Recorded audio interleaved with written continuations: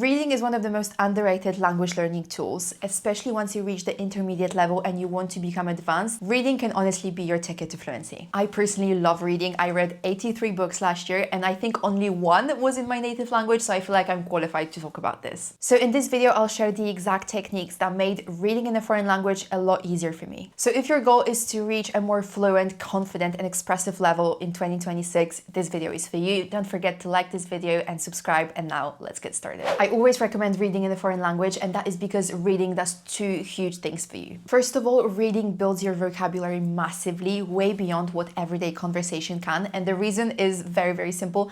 It's because people don't write the way they speak. And of course, that doesn't mean spoken language cannot be expressive. It can, but when you open a book, you're almost guaranteed a richer, more expressive language. Even if you pick up a contemporary novel, I guarantee you'll still find words that you've never seen before. And the goal here is not to sound unnatural, it's just to make your speech richer. This is actually one of the tips I give all the time. If you want to sound more fluent than you actually are, learn a few synonyms, because I feel like when we start learning a new language, we learn like 3 or 4 different adjectives and then we keep using them over and over again. Everything's good, bad, pretty, and interesting, right? But if you want to sound a bit more advanced, a bit more fluent, it's a good idea to look up those synonyms, and then instead of saying that everything is interesting, you can say that something's fascinating, right?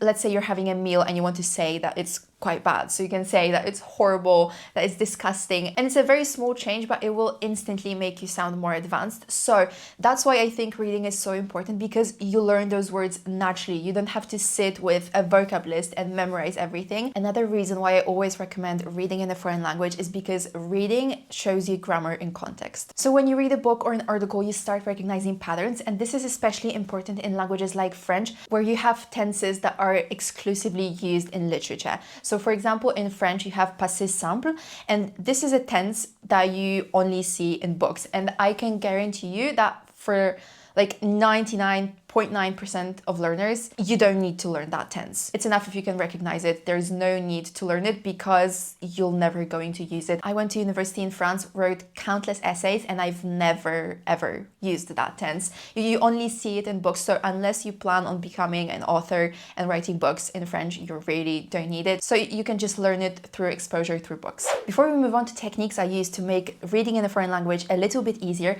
let's talk about why does it feel so hard? The first reason is very, very simple. It's because it's slow. It can be painfully slow. I am a fairly fast reader. I normally read anywhere between 400 and 600 words per minute in both Polish and English. But when I first started reading in French or in Spanish, I was nowhere near 400 words per minute. I think I was reading at like maybe 100 words per minute because it was so new to me. So don't stress too much about it. If you normally finish a book in, let's say, 5 hours, it might take you twice as long to finish that same book in a different language. And I feel like once you manage your expectations, it becomes much less frustrating. The second reason why reading in a foreign language might feel difficult is because a lot of words are going to be unknown.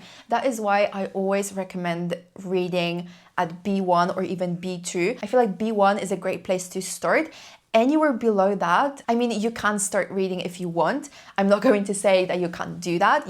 You can do whatever you want, but it's going to be more difficult. But I feel like B1 is the sweet spot where you finally understand enough so that it motivates you and it makes you feel good. But there are obviously still a lot of words that you don't know. I'd say start at around B1. Now let's talk about what to read. And in general, you want to read something that is a little bit above your current level. If you understand everything, it's too easy and you won't learn much. But if you understand nothing, it's too difficult and you will eventually give up. At B1, I always recommend something short, so either articles or short stories. I especially love short stories because, well, they're short. They are usually pretty easy to understand. The plot is not too complicated, and when you finish them, it makes you feel good. You can find lots of short stories online. There are also collections of short stories for different levels online. So yeah, whatever language you're learning, just Google that language, short stories, and your level, and you should be able to find something. Articles are great as well. I remember when I started learning Danish, I used to read a lot of articles from this one website. I don't really remember what it's called now, but it was a news website with articles made specifically for language learners. So the language they used in those articles was a bit simpler than in a normal article, and they were also a lot shorter. So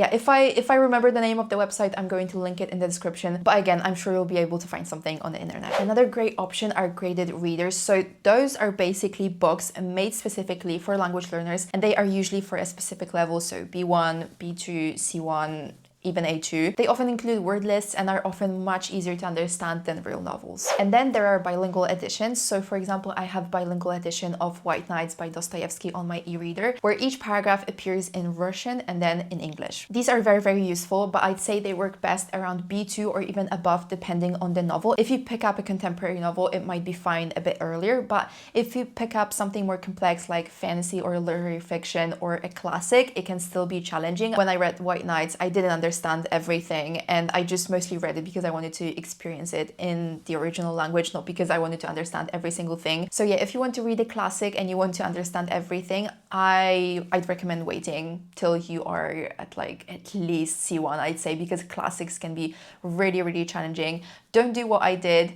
Basically, when I first started learning French, I was like, okay, I'm going to read a book in French, and I picked up a 600 or a 700 page classic, and I've never read it because it was very challenging. Especially, I think I was like approaching B1. I don't know what I was thinking, but I got that book, never read it. Another great trick is to reread a book that you've already read, but this time in your target language. Since you already know the story, you won't struggle to understand the plot, and you can focus on the language instead. This makes reading much more enjoyable, much less stressful, and in general, I feel like it's always nice to reread a book that you love. Now let's talk about the actual methods / techniques. So the first one is what I just call reading without stopping. You basically just read, even if you don't understand every single thing, you keep going. The goal is to understand the overall meaning, the overall story, not every single detail. If you've chosen the right text for your level, then if you don't understand something, you will most likely be able to guess it through context. And you don't need to understand every single word to understand the story. If a word appears once and doesn't really seem crucial,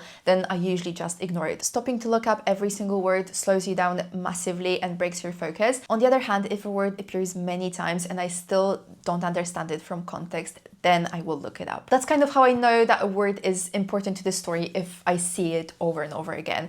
But I feel like usually if you choose the right text for your level, you'll be able to understand it from context. The second approach is slow, focused reading, so kind of the opposite of the first one. This is when you read very carefully, you look up words you don't know, you underline different things, you take notes. This approach is great if you want to study the language and not necessarily enjoy the story. But I would only recommend doing this with very small sections, 1 to 2 pages, or a short article, or a very short story. If you try to do it with long chapters, it quickly becomes very, very exhausting. But I actually like to combine those two approaches. So most of the time I will read freely without stopping, but if I find a paragraph that is very interesting, I see many new expressions, new words that I could see myself using in real life, then I will read more intensively. I will actually study the language. I will take the time to underline new things, look up words I don't know, and take notes. So yeah, that way reading stays enjoyable and also very useful. The third method is reading out loud. Not the whole book, of course, but just a short paragraph or a dialogue or even a whole chapter. That's more than enough. This is very useful in languages like English or French, where what you see written on the page is not necessarily what you pronounce, right? Sometimes you recognize a word perfectly, but when you actually have to use it, when you actually have to say it out loud, you're not sure how it's pronounced. So reading out loud fixes that. But this method also does something else that's very, very important. So it turns passive knowledge into active knowledge. When you read silently, words often stay passive. Your brain can recognize them, but when it comes to actually using them in your own speech, it might be a bit challenging. And when you say them out loud, your brain starts treating them as words you can actually use. And that's the ultimate goal, not just recognizing words, but being able to use them naturally in speech. And the fourth method might actually be my favorite, reading and listening at the same time. You take a book and you follow along with the audiobook. You can also do it with podcasts or YouTube videos that have transcripts.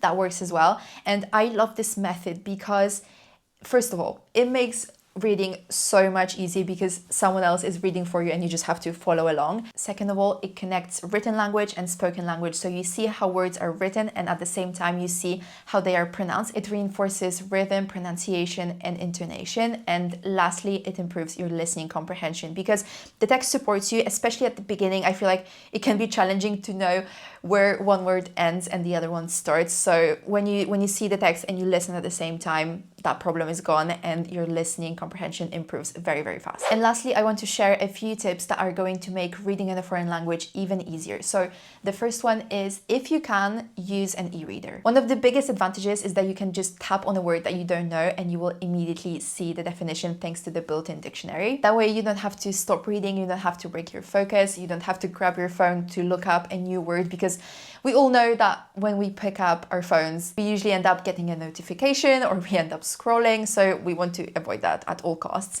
If you don't have an e-reader, that's fine, you can read on your phone. I would just recommend putting it on Do Not Disturb or airplane mode, that way you won't get notifications and you won't get distracted. Another feature that I really, really love is the ability to highlight new words. So if there's a word that you don't know that you keep seeing over and over again, you just highlight it and then you can look it up later. It's a great way to stay focused while still learning new words. If you are reading a physical book, you can keep a little notebook next to you and quickly write down any new words that you want to look up later. All right, that's it for today's video. I really hope you enjoyed. Let me know in the comments if you've ever tried reading in a foreign language, and if so, what language was it? What book did you learn? Did you enjoy it? Let me know in the comments.